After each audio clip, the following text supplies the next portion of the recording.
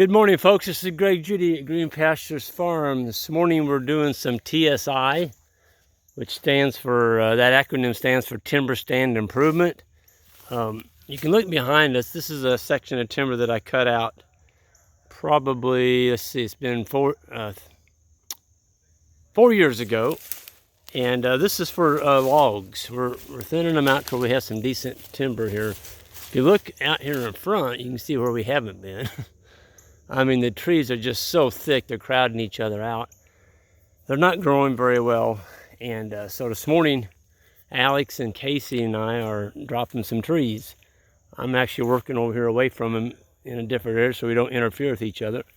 But you can see I got some sunlight now down around those trees. They actually do have some space in there. And when I'm cutting TSI, if I come across a great big old dead, like there's a big dead black oak, I'll leave that for the woodpeckers. Give them something to chew on and maybe make a nest and, dig a hole in there with their beak and have them a good nest.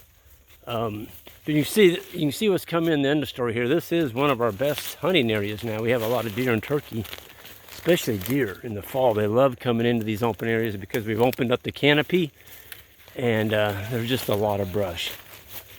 Or sprouts, I shouldn't say brush, sprouts. And the deer like that. These are fresh trees that Alex just cut down. I can hear them over there talking, so I don't want to get too close. They're probably going to fire up their chainsaw here in a minute.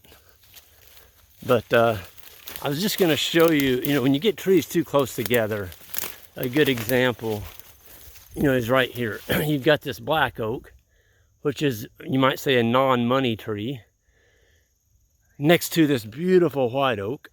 And it's robbing all the nutrients in the sunlight, so that one needs to come out, okay? You got two trees that are too close together, and one of them is not worth anything. So we've marked these trees. You can see the blue paint. We actually had see the blue paint there? Those are the ones you keep. There's some blue ribbons on some of them. But we had the Missouri Agroforestry group come out here from the University of Missouri last Thursday, had a workshop out here. And so they marked all the trees for us. And I figured, heck, if they mark them, we need to get here and cut these things before we lose our paint. But there's some really nice, there's gonna be some really nice firewood in here. Some of these are big enough, we can put them on our sawmill and get several boards out of the trunk section. But Alex is giving Casey, our intern, a chainsaw lesson this morning. And, they've got the protection on. Alex should have his hard hat on. I don't know where it's at, but he's got earplugs in. He's fully fledged. He does have Kevlar chaps. Folks, if you're going to run a chainsaw, please put on Kevlar chaps. I don't care how good a chainsawer you are, you need Kevlar on. Okay? Just do it.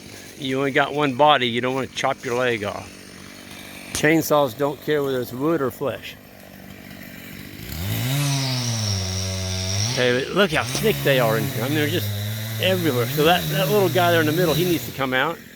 We kept this really nice one. We kept that one over there. Kept another nice one over there.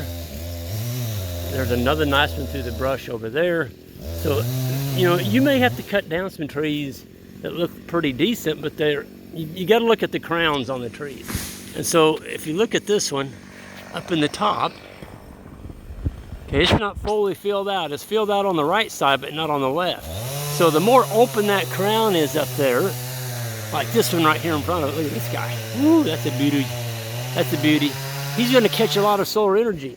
And so he's going to grow a lot faster and produce a really saleable log there. Folks, we got a 20-foot veneer log right there. Okay? Veneer meaning no knots. That's your highest, you might say your highest cost of your timber. Okay?